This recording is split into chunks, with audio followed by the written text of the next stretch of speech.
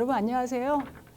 저는 전남대학교 심리학과에서 강의하고 있고요. 현재 한국젠더문화연구원의 원장을 맡고 있는 양동옥이라고 합니다. 오늘 1시간 동안 여러분들과 함께 문화예술계 안에서 일어나고 있는 성희롱, 성폭력을 어떻게 예방할 수 있을까와 관련된 이야기를 하려고 하는데요. 여러분들은 성인지 감수성이라고 하는 말들을 한 3년 전부터 들어왔을 거라고 생각이 듭니다. 그런데 누군가가 여러분에게 성인지 감수성이 무엇이냐라고 물어본다면 정확하게 이런 개념이에요 라고 말하기는 조금 어려울 수도 있을 것 같습니다. 저는 오늘 여러분들과 함께 성인지 감수성이라고 하는 게 왜 우리 사회에서 필요한 덕목이 됐을까? 그리고 문화예술계 안에서 어떤 성희롱들이 일어나고 있을까? 그럼 여러분들이 폭력 예방을 위해서 성인지 감수성을 어떤 방식으로 실천할 수 있을까? 이와 관련해서 이야기를 진행하려고 합니다. 강의에 앞서서 최근에 한국어 학자가 했던 하나의 연구를 소개하면서 시작을 하려고 하는데요. 한국어 학자가 어느 날 이런 생각이 떠올랐다고 해요. 한국인들은 참 노래 부르는 걸 좋아하잖아요. 기분이 좋을 때도, 화가 날 때도, 스트레스를 받을 때도. 그래서 한국인들이 노래방에 가서 주로 어떤 노래를 부르고 그 노래에 가장 많이 등장하는 노랫말이 뭘까? 이게 궁금했대요. 그래서 한국인들이 좋아하는 노래를 선정해서 노랫말 빈도 분석을 해서 지금 여러분들이 보시는 것처럼 노래 언어라고 하는 책에 발표했어요. 자, 여러분들이 노래방에 간다고 생각해 보죠. 여러분들이 부르는 노래, 그 노래에 가장 많이 등장했던 노랫말 1위 무엇이었을까요? 제가 이런 질문을 하게 되면 많은 사람들은 가장 먼저 사랑이라고 하는 두 글자를 떠올려요. 이 작가도 당연히 사랑이라고 하는 단어가 1일 거라고 생각을 했어요. 그런데 노랫말 빈도 분석을 해봤더니 놀랍게도 사랑이 4위였다고 합니다. 아마 제가 이 이야기를 하게 되면 여러분들은 이별? 이런 생각을 떠올릴 수도 있겠는데요. 이별이 5위였다고 합니다. 사랑, 만남, 행복, 그리움, 추억 이런 단어들이 상위권 안에 있었던 건 맞지만 1, 2, 3위는 아니었다는 거죠. 제가 1위를 말씀드리면 여러분들이 2위, 3위를 곧바로 맞출 수가 있어요. 자, 1위는 뭐였냐면요. 나. 2위는요. 너. 3위는요. 바로 우리라고 하는 단어이죠. 내가 너에게 들려주는 사랑 이야기, 우리의 만남 이야기, 행복 이야기처럼 사랑, 만남, 행복이라는 단어를 단독으로 이야기하지는 않는다는 말입니다. 바로 우리가 부르는 노래는 너와 나 그리고 우리라고 하는 관계의 언어라는 뜻이죠. 같은 맥락에서 심리학자가 여러분에게 이런 질문을 했습니다. 여러분, 오늘 당신을 행복하게 한 일은 무엇인가요? 지금 2시부터 강의를 듣고 계시기 때문에 여러분들 많이 피곤하셔서 사실 행복이라는 단어를 떠올리기가 어려우실 것 같아요. 우리는 행복은 저 멀리 있다고 생각하는데 행복은 그렇게 멀지 않거든요. 제가 이 질문 한번 해볼까요? 여러분 오늘 점심 뭐 드셨어요? 사람들이 말한 행복은 만족한 식사를 했다. 이것도 행복의 한 요소였어요. 그래서 우리가 맛집을 찾아 헤매기도 하는 것 같아요. 자, 5위는 뭘까요? 내가 꿀잠을 잤다. 잠을 푹 자야지 그 다음날 또 에너지를 얻을 수 있잖아요. 자, 4위는 뭘까요? 내가 건강하다. 몸이 아프면 아무것도 하지 못하잖아요. 4위, 5위, 6위는 이렇게 생물학적인 욕구를 충족하는 것과 관련이 있습니다. 자, 그러면 대망의 3위는 뭘까요? 여러분들이 문화예술계에서 작품에 선정이 되거나 자, 이렇게 어떤 공모전을 통해서 우수한 성적을 내거나 이건 뭐죠? 여러분들이 하고 있는 영역에서 최선을 다하고 노력을 하기 때문에 그 결과를 받으신 거잖아요. 바로 3위는 여러분들이 하고 있는 문화예술계 쪽에서의 충분한 과제를 완수하고 노력을 하는 것, 성취욕과 관련이 있습니다. 자, 그럼 대망의 2위와 1위는 무엇이었을까요? 지금 제가 카메라를 보고 여러분과 만나고 있지만 여러분 동료들과 여러분들은 어떤 관계를 맺고 계신가요? 바로 여러분의 친구, 동료와 좋은 관계를 맺는 것을 행복의 한 요소로 생각을 하고 있다는 거죠. 그럼 대망의 1위는 뭘까요? 다 예상하고 계실 겁니다. 바로 여러분의 연인, 가족과 좋은 관계를 맺고 싶으신 거죠. 저는 지금 좋은 관계에 대한 이야기를 하고 있습니다. 제가 말한 성인지 감수성, 이걸 어렵게 제가 정의를 내리지 않더라도 저는 좋은 관계라고 하는 걸로 이미 성인지 감수성은 정의할 수 있다라고 생각을 합니다. 여러분들은 다양한 맥락 안에서 관계를 맺습니다. 여러분들은 공공기관과 함께 일을 할 수도 있고요. 또 여러분들이 어떤 전시를 기획해서 전시를 하실 수도 있겠죠. 그러면 여러분 혼자 그걸 하는 건 아닐 겁니다. 여러분들이 상근자를 고용할 수도 있고 계약직을 고용할 수도 있고 참여 작가를 모집할 수도 있고요. 그 안에서 다양한 관계성들이 있습니다. 마냥 행복해 보이는 이 관계성. 자, 여러분들이 누군가를 또 가르칠 수도 있고 배우는 입장에 놓여질 수도 있습니다. 이 관계 안에는 무엇이 있을까요? 보이는, 보이지 않는 권력과 특권이 존재합니다. 상급자는 하급자에게 권력이나 특권을 갖게 됩니다. 배우는 사람은 가르치는 사람에게 그 가르치는 사람이 배움이라고 하는 것을 매개로 해서 권력이나 특권을 행사할 수도 있습니다. 좋은 관계라고 하는 것은 내가 가지고 있는 권력이나 특권들을 점검하고 그 권력이나 특권을 어떤 방식으로 사용하고 있는가를 아셔야 된다는 거죠. 권력과 특권을 나쁘다고 이야기하는 건 아닙니다. 여러분들이 노력하셨으니까 이 위치에 올라오셨고 그런 특권을 누릴 수가 있으시는 거죠. 그런데 어떤 사람들은 그런 권력과 특권을 누군가를 통제하고 억압하고 착취하는 데 쓰려고 하는 사람이 있고 누군가는 그러한 권력과 특권을 다른 사람을 존중하고 배려하고 공감하는 데 쓰려고 하는 사람이 있다는 거죠. 여러분들은 그런 권력과 특권을 어떤 방식으로 쓰실 건가요? 제 경험을 한번 이야기하면서 이야기를 진행하고 싶은데요. 제가 얼마 전에 엘리베이터를 탔습니다. 아래층에 내려가려고 버튼을 눌렀죠. 그런데 몇 층에선가 문이 열리고 동성인 여자아이가 아래층에 내려가려고 기다리고 있더라고요. 저는 처음 본 아이였거든요. 아마 친구 집에 놀러 와서 집에 귀가를 하려고 했던 것 같아요. 그런데 문이 딱 열리는 잠깐 순간에 그 아이와 제가 눈이 마주쳤는데 이 아이의 동공이 정신없이 흔들리는 겁니다. 어른인 제가 혼자 타고 있으니까 이걸 탈까 말까 고민을 했던 것 같아요.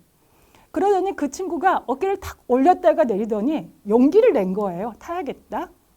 그리고 엘리베이터 안에 들어와서 그 다음에 이 아이의 행동이 저한테는 정말 상처가 됐거든요.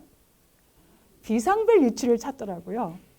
그리고 버튼 누르는데 딱 달라붙어서 저를 계속 뒤돌아보면서 경계하고 두려워하는 모습을 보였습니다. 그 아이의 그 행동을 보고 있자니 저는 정말 당황했거든요. 왜냐하면 저만 그런 게 아닐 겁니다. 지금 강의를 듣고 계시는 모든 선생님들께서 우리는 인상이 참 좋다고 생각하잖아요. 저도 그랬습니다. 제 마음속에 아니 이렇게 인상 좋은 아줌마가 너에게 무슨 나쁜 행동을 한다고 나를 그렇게 경계하고 두려워하니? 우리 사이가 이런 이야기 많이 하잖아요. 왜 나를 잠재적 가해자 취급하느냐. 저도 그 이야기가 여기까지 올라왔습니다. 그런데 그 다음에 든 생각이 동성인 나에게까지 이렇게 이 아이가 두려움이나 위협감을 느끼고 있다면 이 아이를 둘러싼 환경, 다시 말하면 어른들이 이 아이의 권리를 존중하고 이 아이를 배려하는 존재가 아니라 이 아이들에게 두려움과 위협감을 주는 존재로서 인식되고 있구나. 되게 마음이 아프더라고요. 그래서 제가 어떻게 했을까요? 아줌마 나쁜 사람 아니에요. 괜찮아요. 하고 걸음을 뒤로 물러서 그 아이가 아래층까지 편안하게 내려갈 수 있도록 거리감을 띄워주는 것. 자, 우리는 한쪽에서는 나의 말과 행동 때문에 두려움과 위협감을 느끼고 있을 수도 있습니다. 그런데 우리는 이렇게 말하죠. 아니 나는 평상시대로 행동했을 뿐인데 그게 왜 문제야? 자, 나는 황당하고 모욕감을 느낄 수가 있다는 거죠. 이 두 가지의 감정이 우리 사이는 지금 공존하고 있습니다. 그럴 때 우리는 누구의 관점에서 이것을 봐야 할까? 여러분들이 엘리베이터를 탔는데 누군가가 마스크를 벗고 타고 있어요. 그러면 우리는 그 사람을 째려보죠. 왜 째려보죠? 우리의 안전에 위협감을 줬기 때문이죠. 그 사람은 답답해서 마스크를 벗었다고 말할 수도 있습니다. 하지만 그 사람이 마스크를 벗는 순간 우리는 코로나19에 걸릴 수도 있다라고 하는 두려움과 위협감을 느낍니다. 우리가 봐야 할 관점은 나의 말과 행동이 누군가에게 두려움과 위협감을 줄 수 있는 안전의 문제와 연결되는지를 검토하셔야 됩니다. 그게 바로 제가 여러분께 말하고 싶은 성인지 감수성입니다. 우리는 그동안 너무나 당연하게 했던 말과 행동들이 있습니다. 그런데 이제는 그 말과 행동들에 대해서 문제 제기를 하기 시작했다는 거죠. 아, 그건 차별이에요. 그거는 되게 폭력적인 언행이에요. 자, 이거를 제가 이렇게 정의할 수가 있을 것 같습니다. 성인지 감수성이라고 하는 거는 우리가 너무나 일상적으로 당연하게 했던 말과 행동이 있는데 그 안에 성별 고정관념이 녹아있다는 거죠. 술은 누가 따라줘야 맛있지. 남자가 힘이 세야지. 남자가 그런 것도 못해? 남자는 이래야 돼. 여자는 이래야 돼. 남자면서 여자면서 이런 성별 고정관념들을 우리는 가지고 있습니다. 그리고 그 고정관념 안에 맞춰서 행동을 하지 않으면 남자가 째째하게 여자가 애교도 없이 부정적인 감정이 녹아있는 편견들을 표출합니다. 그리고 그것이 무엇으로 이어지죠? 그러니까 남자 끼워주지 마. 그러니까 여자는 안 돼. 이런 식으로 차별로 이어집니다. 그러니까 모든 차별과 폭력의 가장 밑바탕은 성별 고정관념이라고 하는 게 녹아 있습니다. 성인지 감수성은 여러분들이 하고 있는 언행에 성별 고정관념이나 편견, 그리고 차별, 폭력의 요소가 있는지를 민감하게 알아차리시는 겁니다. 알아차리는 걸로 끝나는 게 아닙니다. 그럼 어떻게 해야 되죠? 그것을 개선할 수 있어야 되는 거죠. 제가 2019년 2학기 때 지금 우리가 대면이 아닌 비대면으로 저는 수업을 하고 있잖아요. 모든 학교들이 그렇겠지만요. 2019년 2학기 때 우리 학생들이 저를 찾아왔어요. 저랑 공모전에 한번 나가고 싶다는 거예요. 그래서 제가 어떤 공모전에 나갈까요? 그랬더니 그때 우리 학교에서 인권과 관련된 공모전을 처음으로 열었어요. 거기에 같이 나가고 싶다는 거예요. 그래서 제가 어떤 이야기를 할까요? 아이디어는 없어요. 그냥 같이 나가고 싶다는 거예요. 학생들이 이런 제안을 받고 제가 고민에 빠졌어요. 학생들이 함께 하고 싶어 하는데 무슨 이야기를 할까? 그런데 저는 매 학기 수업 시작할 때 학생들에게 이렇게 말을 합니다. 저는 여러분들을 존중합니다. 여러분들을 평등한 대상으로 바라봅니다. 하지만 제가 살아온 역사가 있다 보니 저도 모르게 여러분들에게 성별 고정관념과 편견이 가득한 언행들을 할 때가 있을 것 같습니다. 그렇게 하지 않으려고 노력하겠지만 만약 제가 저도 모르게 여러분에게 그런 발언들을 한다면 실명으로 이야기하게 되면 보복이 두렵잖아요. 그러니까 저는 항상 익명으로라도 메일이나 쪽지를 보내주세요. 그래서 제가 그것을 수정하고 사과할 수 있는 기회를 주십시오라고 선언을 합니다. 제가 선언을 하는 순간 저도 책임감이 생기죠. 그래서 더 존중하고 평등적인 언행을 할 수밖에 없는 거죠. 또 제가 선언하는 순간 학생들도 학생 간의 관계 안에서 존중과 평등을 실천하려고 노력합니다. 이게 생각이 났어요. 저는 어쨌든 이런 노력들을 하고 있지만 학생들이 성장하는 과정에서 교수로부터 들어왔던 성별 고정관념과 편견과 차별의 언어들은 무엇일까? 그래서 한번 100여 명의 학생들한테 적어보겠어요. 제가 너무 놀랐습니다. 그냥 본물 터지듯이 나오더라고요.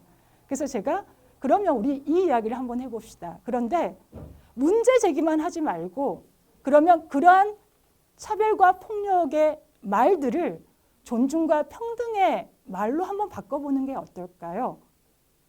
결과를 보고 여러분과 이야기를 나눌 건데요. 비단 이거는 학교에서 일어나는 문제만은 아닙니다. 여러분들이 계시는 문화예술계 안에서는 이것보다 더 심했으면 심했지 절대 약하지는 않을 겁니다. 여러분들이 학생들이 말하는 이 내용들을 한번 보시고 나는 관계 안에서 어떤 말들을 사용하고 있는지 한번 점검을 하셨으면 좋을 것 같습니다. 자, 같이 보고 오시죠.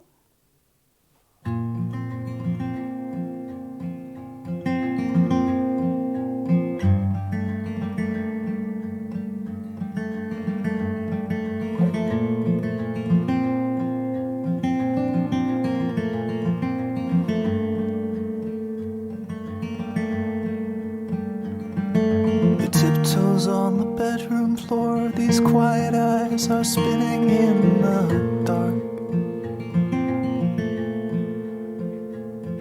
A secret wish that none will know, she keeps it locked up in her pale heart.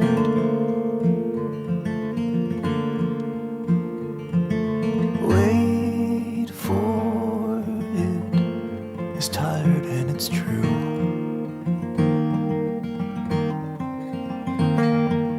Wait for it, it's all she ever knew.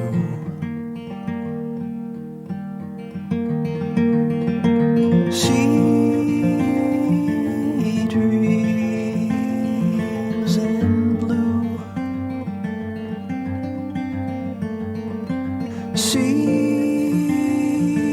dreams in blue. Wait for it, it's all she ever knew.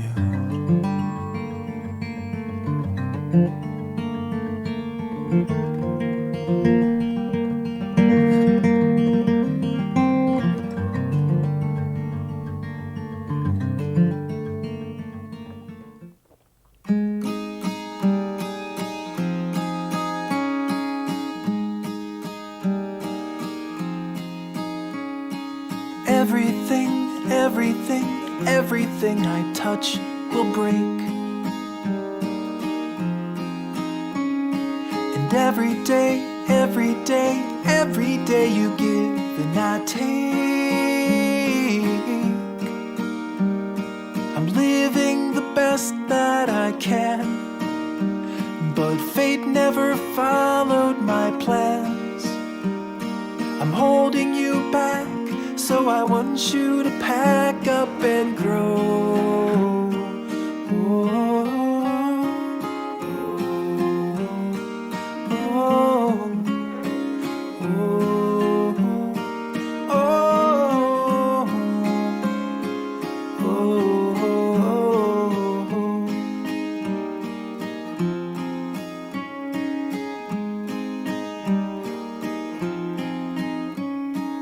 Everything, everything, everything you've done is great. But your back has been feeling exhausted from all of the weight. I'll carry this burden myself. Just put me up high on a shelf. Think of me fondly, but please move beyond me and go.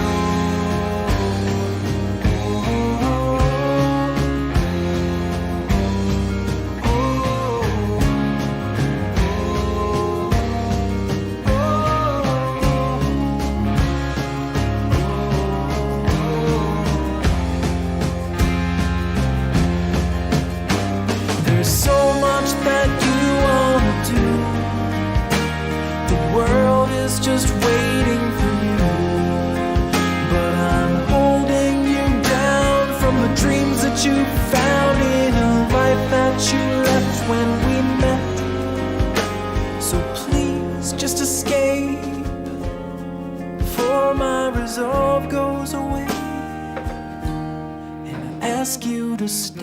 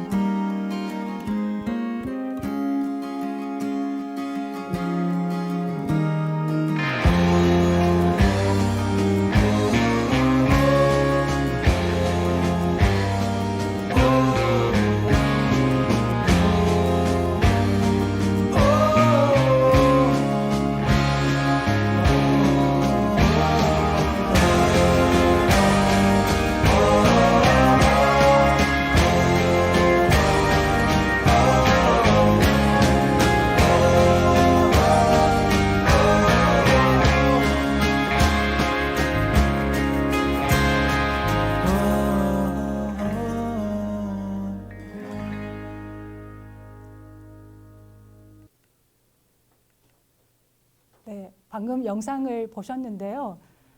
영상에 등장하는 그런 언행들에 대해서 어떤 느낌들을 가지셨나요? 여러분들은 한 번 정도는 들어봤음직한, 그리고 그것 때문에 모욕감이나 굴욕감을 느꼈을 직한 그런 내용들이 아니었을까 하는 생각을 해보는데요. 이 영상에서 남학생의 등장 비율과 여학생의 등장 비율이 좀 다르죠. 남학생들이 특별하게 어떤 수줍음이 많아서 참여를 많이 안 한 건 아닙니다. 그만큼 우리가 성별 고정관념과 편견의 언행들을 여성을 향해서 더 많이 하고 있다라고 하는 것들을 인식하실 수가 있을 건데요. 자, 여러분들 지금 현재 책상에 앉아서 강의를 듣고 계시나요? 아니면은 뭐 차 안에 앉아서 강의를 듣고 계시나요? 뭐 다양한 지금 환경에서 강의를 듣고 계실 건데요. 책상에 앉아 있다고 한번 생각해 보죠. 그러면 책상 위에 뭐가 있어요? 뭐 다양한 서류들이 있겠지만 사실 눈에 띄지 않지만 작은 먼지들이 많이 앉아 있습니다. 먼지는 우리 눈에 잘 띄지 않습니다. 그것이 유해하다라고 하는 걸 알지만 우리는 간과하는 경우가 참 많죠. 우리는 먼지와 같은 편견, 차별, 폭력들이 주위에 참 많습니다. 먼지를 치우지 않으면 쌓이게 되고 그걸 치우기 위해서는 더 많은 시간과 노력이 필요합니다. 편견, 차별, 폭력도 마찬가지입니다. 우리가 인식하지 못했던 편견, 차별, 폭력들을 인식하고 그것을 빨리빨리 개선할 때 사실은 평등이라고 하는 것들이 시행될 수가 있거든요. 그런데 이런 성인지 감수성이 부족하다 보면은 심각한 사회 문제로 연결되게 됩니다. 그게 바로 성희롱 그리고 성폭력의 문제입니다. 사실 큰 범주 안에서는 성적 자기결정권을 침해한다라고 하는 문제이기 때문에 성폭력이라고 이야기할 수가 있겠는데요. 단지 이것을 형사적으로 처벌 대상으로 보느냐 아니면 징계 대상으로 보느냐 여기에 따라서 성폭력, 성희롱이라고 하는 걸로 나누어집니다. 문화예술계 안에서는 사실 성폭력의 문제나 성희롱의 문제가 모두 빈번하게 일어나고 있는 체계 안에 놓여 있기도 합니다. 왜 그럴까요? 바로 권력이라고 하는 것들이 작동합니다. 이 권력은 문화예술계만 작동하는 건 아닙니다만은 우리가 지난번에 미투 운동들이 일어났을 때 문화예술계 안에서 일어나고 있는 성폭력 사례들을 보시게 되면은 일단 문화예술계는 폐쇄적인 어떤 분위기가 있습니다. 겉으로 잘 드러나지 않는 거죠. 그리고 또 뭐가 있죠? 윗사람이 아랫사람을 도제식으로 가르쳐야 하는 그런 시스템이 있습니다. 그래서 절대적으로 권위자의 말을 따를 수밖에 없고 거역할 수밖에 없는 거죠. 내가 거역하는 순간 문화예술계에서 매장될 수 있다고 하는 불안감이 아주 큰 관계성 안에 놓여 있습니다. 그리고 또 뭐죠? 대다수는 상근직이 아닙니다. 비상근직이거나 계약직이거나 참여를 하면서 이루어집니다. 그럴 때 나의 성존권과 연결이 되어 있기 때문에 권위를 가지고 있거나 권력을 가지고 있는 사람들에게 함부로 저항하지 못합니다. 이 권력이라고 하는 것이 강력하게 작동하는 것이 문화예술계입니다. 두 번째는 바로 성적 자기결정권을 행사할 수가 없습니다. 권력관계 안에서 내가 하지 않을 때 하지 않을 권리를 행사할 수가 없다는 거죠. 이 두 가지가 맞물리는데요. 자, 여러분들은 나는 권력이 없어. 이렇게 말할 수 있지만 권력이라고 하는 건 상당히 상대적입니다. 저는 학생들과의 관계 안에서 권력을 가지고 있는 사람이죠. 왜죠? 제가 학생들을 지도하고 학점을 주고 취업에 대한 알선을 할 수 있는 힘을 가지고 있기 때문에 제가 의도하든 의도하지 않든 학생들은 저를 권력자로 보는 거죠. 근데 만약에 제가 다른 사람과 관계를 맺는다고 생각해 보죠. 제가 전에 중학교에 강의를 갔습니다. 교감 선생님이 거의 버선발로 뛰어오셔가지고 저를 환대를 하시더라고요. 그리고 직접 차를 타서 저를 대접하시면서 교수님, 우리 학교는 되게 평등적인 학교입니다. 절대 하급자에게 차를 타라거나 이런 거 시키지 않습니다. 제가 너무나 감사했어요. 교감생이 타주는 커피를 너무나 맛있게 마셨습니다. 근데 그 조직도 되게 위계가 뚜렷한 조직이거든요. 교장선생님께 인사를 해야 돼요. 교감선생님과 조금 이따 담화를 나누다가 교감선생님께서 그럼 우리 교장선생님께 인사하러 갈까요? 네 하고 제가 일어났습니다. 그런데 제가 일어나자마자 제 뒤통수에 대고 교감선생님이 뭐라고 이야기를 하셨냐면 그런데 그래서 제가 네 말씀하세요. 우리 교장선생님이 너무 좋아하는 여자 스타일이다. 이렇게 이야기를 하시는 거예요. 그래서 제가 그 이야기를 듣고 당황했지만 저는 이 분야의 전문가니까 어떻게 대처를 해야 되는 걸 알잖아요. 교감선생님 그거 칭찬이신가요? 네 당연하죠. 그 교감선생님은 누군가의 외모를 평가하고 비유하는 것들은 뭐 당연한 언행으로 생각하고 계시는 거죠. 제가 이렇게 말했어요. 교감선생님 저는 오늘 이 자리에 폭력 예방을 하러 온 전문가로서 왔습니다. 근데 우리 교감선생님께서는 저를 전문가가 아닌 여자로, 그것도 교장선생님의 여자로 평가하고 계셨네요. 그 교감선생님 얼굴이 빨개지셨는데요. 저는 그렇게 빨개진 얼굴을 처음 봤습니다. 왜냐하면 그 사람의 지위에서 본인이 누군가의 외모를 평가하거나 성적으로 비유할 때 아무도 문제 제기를 못했다는 거죠. 그러니까 그것이 문제인지를 인식하지 못하고 당연히 인식하지 못하니까 개선할 수도 없는 거죠. 저는 학교에서 권위를 가지고 있는 사람이지만 저보다 나이가 많은 사람한테는 또 약자의 위치에 처할 수도 있습니다. 이게 바로 상대성의 문제이거든요. 절대 권력을 가지고 있는 게 아니라 어떤 상황, 어떤 맥락, 어떤 관계이냐에 따라서 여러분도 권력자가 되기도 하고 약자가 되기도 합니다. 여러분들은 국가에서 공적인 지원을 받고 지금 사업을 추진하십니다. 그럼 여러분들은 또 약자의 위치에 놓여지기도 하거든요.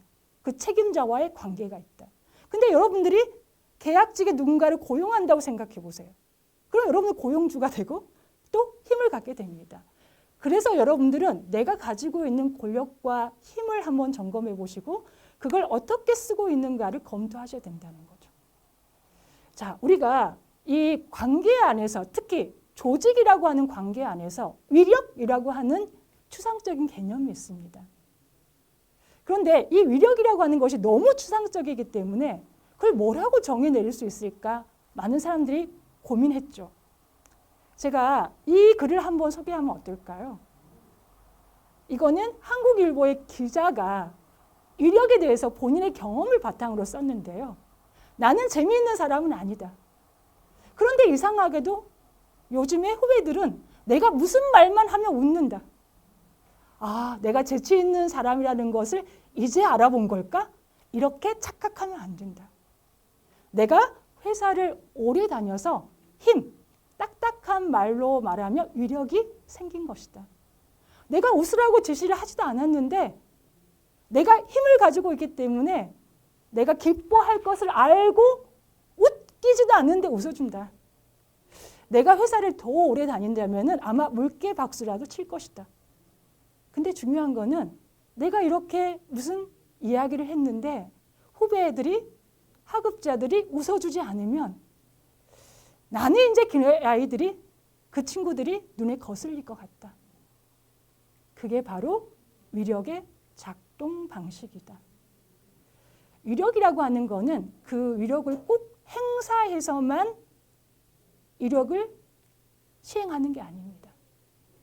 우리가 지위나 권력이나 특권을 가지고 있는 그 순간부터 위력이라고 하는 것들을 상대방은 인식하고 알아서 맞춰줘 버릴 수도 있다라고 하는 거죠. 그래서 우리가 존중과 평등이라고 하는 것들이 필요한 사회이기도 하죠. 자, 성적 자기결정권은 뭘까요? 많은 사람들이 성적 자기결정권이라고 하게 되면 자유나 방임으로 생각하는 경우가 많습니다. 아닙니다. 성적 자기결정권은 책임입니다. 왜냐하면 여러분들은 헌법 제10조 행복추구권 안에서 여러분들은 국가의 개입 없이 여러분의 사적 영역에서 결정권을 가지고 있습니다. 이 결정권이 파급된 게 바로 성적 자기결정권인데요. 이 성적 자기결정권에는 두 가지의 권리가 있습니다. 하나는 내가 하고 싶을 때 할 권리. 다른 하나는 내가 하고 싶지 않을 때 하지 않을 권리. 우리 안에는 이 두 가지의 권리가 있습니다. 그런데 문제는 성행동, 성관계라고 하는 것은 혼자 하는 게 아닙니다. 여러분들이 사적인 공간에서 자유행동을 한다. 이거는 개인의 사적인 영역이니까 아무도 그거에 대해서 이야기하지 않습니다. 공공장소에서 그런 행동을 한다면 문제가 되죠. 근데 우리가 성관계라고 하는 거는 섹슈얼 릴레이션십입니다. 두 사람 이상이 관계를 맺는다는 거죠. 근데 문제는 한 사람은 하고 싶습니다. 욕망이 들끓고 있습니다. 그런데 다른 사람은 그러한 성행동을 원하지 않습니다. 이 두 사람의 성적 자기결정권이 충돌할 때 형법이나 성폭력특별법, 양성평등기본법, 국가인권위원회에서 이것을 보호하려고 하는 것은 하고 싶은 사람의 권리를 보호하려고 할까요? 하고 싶지 않은 사람의 권리를 보호하려고 할까요? 바로 하고 싶지 않은 사람의 권리를 보호하는 것이 성적 자기결정권입니다. 근데 우리 사회가 하고 싶지 않은 권리를 보호해주고 있냐라고 한번 질문해 보시죠. 여러분들이 연인관계든 부부관계든 내 배우자는 하고 싶지 않은데 나는 하고 싶을 때 상대방이 싫다라고 하는 것을 얼마나 수용할 수 있나요? 비단 연인과 부부관계에서도 그게 잘 안 되는데 권력관계 안에서 여러분들이 성적으로 다가갔을 때 안 돼요. 저는 싫어요. 라고 명료하게 자신이 하고 싶지 않은 성적 자기결정권을 행사할 수 있을까요? 내가 싫어요. 안 돼요. 라고 말하는 순간 계약관계가 끝나버릴 수도, 더 이상 나에게 일이 주어지지 않을 수도 있는 위협감과 두려움이 있다는 거예요. 그래서 이런 관계 안에서 일어나는, 조직 안에서 일어나고 있는 성폭력이나 성희롱의 문제는 명료하게 싫다라고 말하지 않더라도 권력관계 안에서 싫다라고 말할 수 없다라고 하는 것들을 고려하기 때문에 침묵하고 있거나 전혀 반응하지 않거나 이런 것도 어때요? 성희롱이라고 판단이 내려질 수 있다는 거죠. 그 사람이 권력을 행사하면서 요구를 하고 있기 때문에 명시적으로 거부할 수 없는 위치에 놓여 있다라고 하는 거죠. 자, 다양한 성폭력과 성희롱의 문제가 있지만 저는 시간상 가장 문화예술계에서 많이 일어나고 있는 사례를 좀 들고 싶은데요. 그게 바로 성희롱의 문제입니다. 제가 권위라고 하는 것, 권력이라고 하는 걸 말씀드렸듯이 성희롱은 이렇게 지위라고 하는 상근자, 비상근자, 계약직, 참여작가 이런 식으로 지위관계 안에서의 권력이 작동하고요. 업무와 관련해서 일어납니다. 그럼 여러분 회식 자리는 업무의 일환일까요? 여러분들이 어떤 전시회를 기획하면서 회의를 하고 그 회의의 일환으로 회식을 했다. 이거 전부 다 업무 연관성입니다. 그리고 상대에게 성적인 언행을 해서 상대로부터 굴욕감이나 혐오감을 느끼게 했다. 이거 성희롱에 해당이 됩니다. 자, 이 굴욕감이나 혐오감을 느껴서 상대에게 문제 제기를 했어요. 아, 저는 불편했습니다. 그런데 네가 감히 나한테 문제 제기를 해? 하고 불이익을 줘버릴 수도 있다는 거죠. 계약 해지. 이렇게요. 이거 역시 성희롱이고요. 또 누군가는 네가 내 성적인 요구를 들어주면 내가 너 직장 줄게. 내가 너 이 시각 디자인이나 이런 쪽에 지식을 전달해 줄게. 이렇게 이익 공유를 하는 경우도 있습니다. 다시 말하면 상대방을 옴짝달짝 못하게 하는 거죠. 이거 모두 다 성희롱이라고 하는 것에 들어갑니다. 그러면 성희롱이라고 하는 것이 어떤 맥락 안에서 일어나고 있는지 영상 하나 보고 이야기를 해보죠. 그러니까 생산부 김 과장님이 공장 직원들하고 회식하는데 소주 한 잔 따라달라고 한 게 문제가 됐다. 아니 상사가 부하 직원한테 술 한 잔 따라달라고 한 게 그게 이상한가? 아 근데 징계까지 먹은 거 보면 앞뒤 전후 사정이나 맥락, 뭐 뉘앙스 이런 게 좀 거시했겠지. 근데 우리나라 회식 문화 문제 많다고 봐요, 난. 어? 근데 양 과장님 뭐?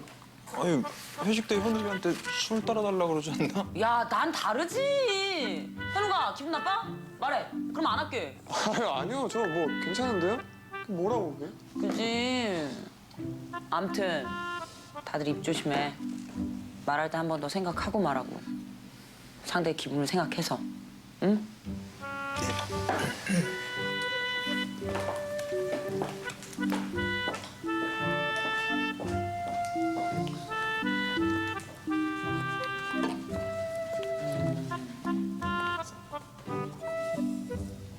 유, 우리 영호부 꽃돌이들.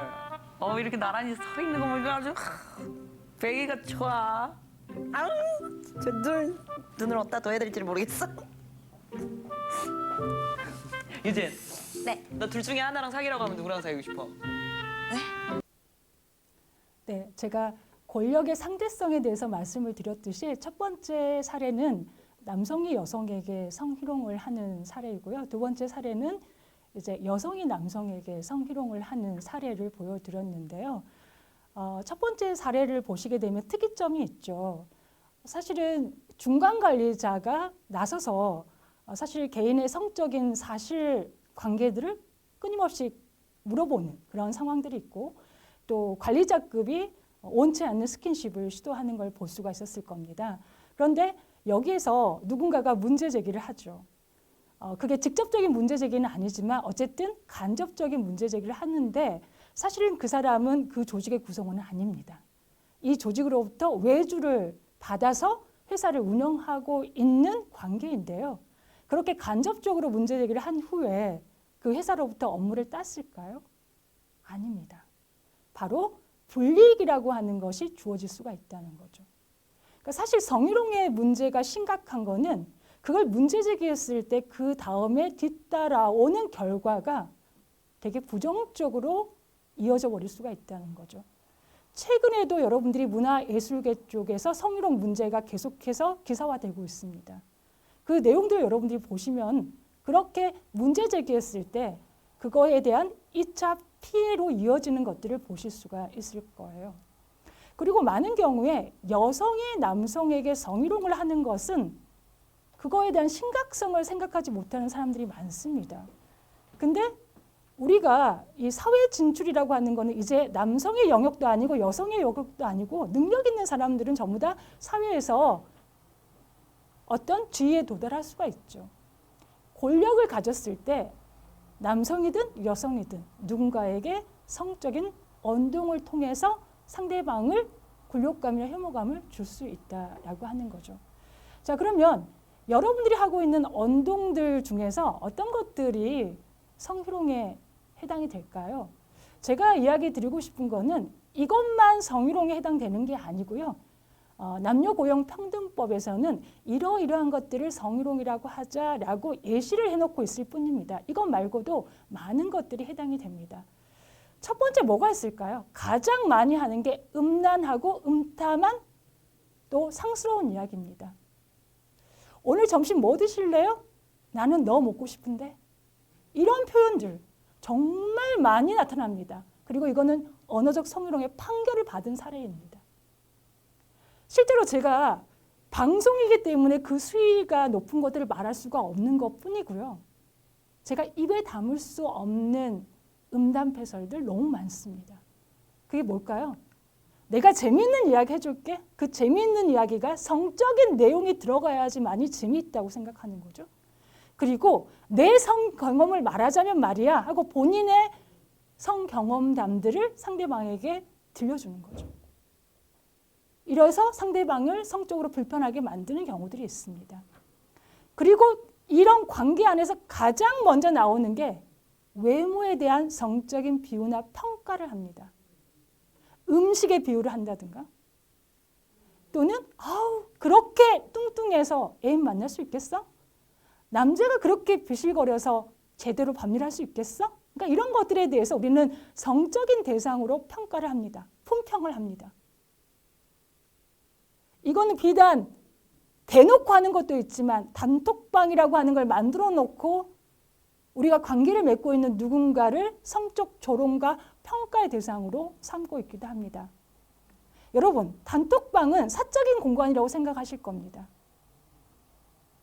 그런데 단톡방 사건들이 언론을 통해서 문제될 때 누가 문제 제기를 할까요? 단톡방에서 누구를 성적 대상화하고 조롱하고 비하하고 있다는 것을 어떻게 사람들이 알게 됐을까요? 바로 내부 고발자가 있다는 이야기입니다. 그 단톡방 안에서 여러분들이 주고받는 조롱과 비하를 견디지 못하고 불편하게 생각하는 사람이 있다는 거죠. 그걸 캡처하거나 또는 복사해서 당사자한테 보여줄 수가 있다는 거죠. 또 당사자와 친한 누군가한테 보여줄 수가 있다는 거죠.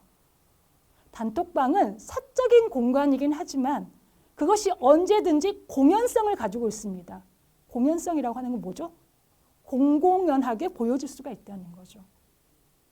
그 점들을 여러분들이 생각하고 단톡방의 목적에 맞게 여러분들이 사용을 하셔야지 누군가가 우리가 관계를 맺고 있는 사람들에게 성적인 평가나 조롱, 여러분들이 그 조롱과 평가가 되고 대상이 되고 있다고 한번 생각해 보세요. 그것만 생각하시면 될 것 같아요. 그 다음에 또 뭐죠? 상대방에게 성적인 사실관계를 묻거나 성적인 정보를 의도적으로 유포해버리기도 합니다. 애인 있어? 진도는 얼마만큼 나갔어? 와, 쟤는 지금까지 여자를 몇 명 만났대. 쟤는 되게 문란하지? 개방적인 것 같다. 이렇게 뒷담화를 하거나 사람들한테 유포하는 것들이 해당이 되겠죠. 그 다음에 또 어때요? 너 내 애인 할래? 우리 둘만 비밀로 한다면 누가 알겠어? 자, 이렇게 성적 관계를 강요하거나 회유하는 경우도 있습니다. 또 회식 자리에서 무리하게 옆에 앉아서 술은 이성이 따라줘야 맛있지, 멋지고 예쁜 사람이 따라줘야 맛있지, 한 살이라도 젊은 사람이 따라줘야 맛있지. 제가 지금 말씀드리는 거는 전부 다 언어적 성희롱에 해당되는 사례들입니다. 저는 몇 년 동안에 이 광주 전남 지역에서 공공기관에 성희롱 문제가 발생했을 때 그것을 최종 심의하는 역할들을 해왔는데요. 여러분, 이거 정말 조심하셔야 됩니다. 술자리에서 자리를 지정하는 사람들이 있습니다. 관리자급 옆에는 이성을 앉혀야 된다. 어린 사람을 앉혀야 된다. 그리고 술 시중을 들게 하는 거죠. 우리는 업무로 만났습니다. 일로 만났습니다. 이 일의 생산성을 향상시키기 위해 만났는데 어리고 관리자와 다른 성별을 가지고 있는 이성은 성적 서비스까지 제공하도록 하는 착취를 하는 경우가 많다는 거죠. 이거 전부 다 성희롱 사례입니다. 그 다음에 또 뭐가 있을까요? 여러분들이 시각예술계니까 다 아실 거예요. 상대방이 보여주고 싶지 않은, 상대방이 보고 싶지 않는 그런 장면들을 보여주는 거죠. 그게 뭘까요? 그 친구한테, 상대방에게 음란한 사진이나 영상들을 보여줄 수 있겠죠. 2018년도인가요? 어느 지방의 예술 감독을 해임하는 사건이 있었잖아요. 그 사건도 똑같아요. 단원들에게 계속해서 야한 사진 보내고 이거 좀 같이 보자 하고 음란한 영상을 같이 보자고 요구하고, 이게 시각적인 내용인데요. 여기서는 성희롱이지만 그것을 형법이나 성폭력특별법으로 가져간다라고 한다면 성폭력특별법 안에서는 원하지 않는 음란물을 전송받은 것이 되기 때문에 통신 매체를 이용한 음란 행위라고 하는 제목으로 처벌을 받게 됩니다. 그걸 여러분 생각하셔야 되고요. 그 다음에 상대방이 보는 앞에서 바지를 내려서 속옷을 정리하거나, 아, 나 운동했는데 내 복근 좀 볼래? 하고 옷을 벗거나, 이런 것들이 시각적 성희롱과 관련되죠. 그 다음에 가장 많이 나오는 게 뭐예요? 나 피곤한데 안마 좀 해줘. 그리고 점점 손을 아래쪽으로 향하게 하는 거죠. 아, 누구시 참 피곤하지? 내가 안마해줄게 하고 어깨를 만지면서 이제 점점 스킨십을 하는 것들이죠. 그리고 키스를 한다든가 껴안는다든가 엉덩이를 친다든가. 이거는 육체적 성희롱이지만 이것을 형법이나 성폭력 특별법으로 가져갈 수 있습니다. 그게 뭐죠? 강제 성추행. 성추행. 이걸로 규제를 받을 수가 있습니다. 2018년도에 문화예술계의 성폭력, 성희롱 사건이 너무나 심각하게 드러나면서 문화체육관광부에서는 이 문화예술계에 대해서 성희롱, 성폭력을 예방하기 위한 공고문을 발표했습니다. 그게 뭔지 아세요? 지금 여러분들이 이 교육을 받는 이유가 그 공고문 안에 있습니다. 대상별로 성폭력, 성희롱 예방 교육을 실시할 것. 두 번째, 여러분들은 공공기관은 아니지 않습니까? 기업은 아니지 않습니까? 그래서 고충을 상담할 수 있는 기관이 없었습니다. 근데 문화예술계의 고충을 처리할 수 있는 기관을 만들어라. 여러분들이 그 기관에다가 문제를 제기할 수가 있다는 거죠. 그리고 세 번째 뭘까요? 지금 여러분들은 공적 자원을 받아서 전시라든가 다양한 사업을 실시합니다. 만약에 여러분들이 성희롱의 행위자가 되는 순간 모두 취소입니다. 공적 지원을 받을 수가 없습니다. 배제입니다. 무관용의 원칙입니다. 그리고 계속해서 이 문화예술계에서 성희롱이나 성폭력의 문제가 발생하는지를 점검하고 거기에 대한 통계 자료를 발표하도록 하고 있습니다. 여러분은 책임감을 가지셔야 됩니다. 한 가지만 이야기를 하고 강의를 마치려고 하는데요. 많은 사람들이 이런 성희롱의 문제를 이렇게 이야기합니다. 우리가 남이야? 가족 같아서 친밀감을 표현한 건데 내가 재미있는 농담 몇 마디 했는데 과연 이것이 친밀감이고 농담일까요? 왜 누군가는 이것을 불편하게 생각할까요? 제가 여러분에게 실험 하나를 소개할게요. 여러분들은 그냥 이 실험에 참여한다고만 생각해 주세요. 여러분들은 실험에 참여해서 뭘 하시면 되냐면 그냥 설문에 응해 주시면 됩니다. 근데 그 설문이 너무나 어렵습니다. 그래서 옆에 있는 도우미에게 이거 어떻게 해야 되죠? 라고 물어볼 수밖에 없습니다. 그럴 때 제가 도우미들을 훈련시켰습니다. 저 사람이 이거 어떻게 해야 되죠? 라고 물어보면 은근슬쩍 5단계의 스킨십을 하면서 도움 행동을 하게 한 거죠. 여러분들이 누군가의 관계를 맺고 있을 때 또는 뭐 공공기관과 업무를 하실 때 그 사람과의 관계를 떠올리면서 한번 생각해 보세요. 자, 이거 어떻게 해야 되죠? 라고 물어봤을 때 첫 번째, 자, 다가가서 설명을 해줍니다. 두 번째, 어깨에 손을 올리면서 설명을 해줍니다. 세 번째, 손을 잡아 끌어서 대신 써줍니다. 네 번째, 그 사람의 등 뒤로 돌아서서 귓가에서 속삭입니다. 다섯 번째, 좀 전에 봤던 영상처럼 가까이 다가가서 허벅지를 건드리거나 만지면서 도와줍니다. 이럴 때 카메라는 여러분을 찍습니다. 여러분들이 그 낯선 이의 스킨십에 대해서 어떻게 반응하고 있는가. 실험이 끝난 다음에 인터뷰를 통해서 그 스킨십을 어떻게 해석했는가를 물어보게 됩니다. 자, 시간 관계상 영상을 보지 못하고 몇 개 컷만 같이 보도록 할게요. 남성이 참여하고 여성이 안내를 하면서 스킨십을 했을 때 남성들은 어떤 반응들을 보였을까요? 이 남성의 얼굴 표정 한번 보실까요? 해맑게 웃고 있습니다. 이 남성은 시종일관 웃고 있는데요. 실험이 끝난 다음에 이 여성이 스킨십을 하고 있는 걸 알았냐? 이렇게 물어봤을 때 네, 당연하죠. 그럼 그 스킨십을 어떻게 해석하셨나요? 라고 했을 때 뭐라고 이야기했냐면 아, 저 여성이 저를 좋아하고 있는 것 같아요. 저도 저 여성이 싫지 않거든요. 우리는 곧 사귈지도 모르겠어요. 라고 긍정의 오류를 범하기도 합니다. 두 번째 남성 한번 봐볼까요? 여성이 손을 잡고 대신 써주니까 계속 손잡고 써주시면 안 되나요? 저 이거 너무 어려운데. 오히려 스킨십을 본인이 유도를 합니다. 15명의 남성이 이 실험에 참여를 했는데요. 15명 모두가 그랬던 건 아닙니다. 10명의 남성은 스킨십을 시도한 여성에 대해서 호감, 친절함, 친밀감이라고 해석했지만 5명의 남성은 기분 나빠요? 저 여기 실험하러 왔는데 왜 이런 과한 스킨십을 하는 거죠? 라고 불편함을 호소했습니다. 그럼 여성이 참여하고 남성이 안내를 하면서 실험을 했을 때는 어떨까요? 자, 그림 한번 봐볼까요? 많이 다르죠. 최대한 자신의 영역을 좁혀서 다가오는 남성을 피하려고 하지만 그게 잘 안 돼요. 나는 실험에 참여하고 있는데. 그래서 안절부절하는 모습을 볼 수가 있습니다. 두 번째 여성은 아예 혼란에 빠져서 이러지도 못하고 저러지도 못하다가 갑자기 용기를 냅니다. 저 이 실험 못하겠어요. 하고 뛰쳐나와서 친구한테 전화를 합니다. 나 위험해. 나 좀 도와줘. 모든 여성이 그랬다는 거 아닙니다. 11명의 여성이 스킨십을 시도한 도우미 남성에게 과한 스킨십, 불편함이라고 해석을 했습니다. 하지만 4명의 여성은 괜찮았다. 나쁘지 않았다. 이렇게 이야기합니다. 남성과 여성의 차이를 이야기하려고 하는 게 아닙니다.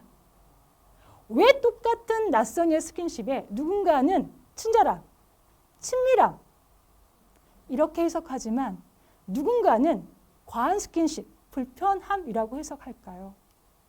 우리가 어떤 성적인 말과 행동에 누군가가 문제 제기를 할 때 많은 사람들이 예민한, 민감한, 사회생활 잘 못하는 성격적인 특성으로 비난할 때가 많습니다. 그런데 왜 우리가 똑같은 낯선이의 스킨십에 대해서 각자가 이것을 받아들이는 태도는 다를까요? 여러분은 언제부터 불편할까요? 제가 80여 명의 쌤께 물어본다면 각자 답이 다 다를걸요? 누구는 다가오는 순간, 누구는 어깨를 만지는 순간, 누구는 귓가에 속삭이는 순간, 손을 잡는 순간, 어떤 사람들은 아무것도 불편하지 않아요. 이렇게 말할 수도 있을 겁니다. 그 기준이 뭘까요? 자, 제가 3개의 사진을 준비했습니다. 하나는 담벼락입니다. 담벼락은 주인의 허락을 받지 않으면 무단 침입으로 범죄에 해당됩니다. 여러분들이 중앙선을 침범하는 순간 다른 사람을 다치게 하고 나도 다칩니다. 여러분의 공간에 누군가가 노크하지 않고 들어오면 우리는 공중 예절을 모르는 사람이라고 생각합니다. 이렇게 어떤 영역을 침범했을 때 우리 모두가 공감하는 영역, 이거는 불편해. 이것을 물리적 경계라고 합니다. 그런데 성추행이나 성희롱의 문제는 물론 성추행은 법에서 규정을 하고 있죠. 명료하게. 성희롱의 문제는 물리적 경계처럼 모두가 똑같은 기준을 가지고 있는 건 아닙니다. 왜 그럴까요? 마음 안에 경계가 있기 때문이죠. 여러분들은 친밀도, 관계성, 맥락에 따라서 사적 관계를 높게 설정하기도 하지만 낮게 설정하기도 합니다. 이 사람과 나는 동성이고 같은 업무를 하고 있고 우리는 사적으로도 친해요. 그러면 사적 관계를 낮게 설정합니다. 그래서 이렇게 들어와도 크게 불편하지 않거든요. 많은 그 관리자급에서 저에게 화를 냅니다. 저한테 화를 내는 게 아니라 조직 안에서의 경험들을 저한테 토로하시면서 화를 내시는 겁니다. 본인들끼리는 웃고 떠들고 장난치면서 내가 무슨 말만 했다 그러면 성희롱이래요. 그게 바로 사적 경계가 다르기 때문입니다. 우리는 관리자한테 기대하는 역할이 있습니다. 우리가 생산성을 향상할 수 있도록 이끌어주는 역할을 하기를 바랍니다. 성적 농담, 스킨십으로 함부로 사적 경계를 뛰어넘어 주지 않길 바라는 겁니다. 자, 우리 안에는 보이지 않는 경계가 있습니다. 물리적 거리, 스킨십, 언어적인 거, 칭찬. 이것도 사실 경계가 있다는 거죠. 근데 그 경계는 보이지 않습니다. 이렇게 앞에다가 내가 관장님과의 사적 경계, 내가 뭐 대리님과의 사적 경계, 뭐 이런 거 써가지고 보여줄 수 있다면 참 좋겠죠. 그럼 우리가 조심할 수 있잖아요. 마음이기 때문에 드러나지 않습니다. 그래서 우리는 그 보이지 않는 선을 지켜야 하는 거죠. 그 선을 넘으려면 동의나 허락을 받아야 되는 거죠. 근데 권력관계 안에서는 동의, 허락 받을 수 없습니다. 왜? 나의 권력자가 나에게 어떤 부당한 요구를 했을 때 침묵할 가능성이 크거든요. 싫다고 하더라도 싫다고 말하지 못하고 침묵할 가능성이 크거든요. 그리고 권력관계 안에서는 성관계를 제한하거나 이런 동의를 구할 수 없는 관계입니다. 여러분들이 오늘 제가 성인지 감수성에 대한 이야기 했습니다. 여러분들이 일상적으로 쓰고 있는 말과 행동, 고정관념, 편견, 차별, 폭력 점검해 주시고요. 그걸 개선해 주십시오. 그리고 개개인의 사적 경계 보이지 않습니다. 그렇기 때문에 존중하고 그 관계 안에서는 업무적인 관계 안에서는 성적인 이야기나 행동들을 하지 않으시면 됩니다. 왜 그게 필요한지, 그건 누구를 위한 즐거움인지 이것만 점검하시면 될 것 같습니다. 자, 이렇게 1시간 동안 집중해 주셔서 감사하고요. 제 강의가 여러분의 성인지 감수성에 조금이라도 도움이 됐으면 하는 바람으로 오늘 강의 여기서 끝마치도록 하겠습니다. 수고 많으셨습니다.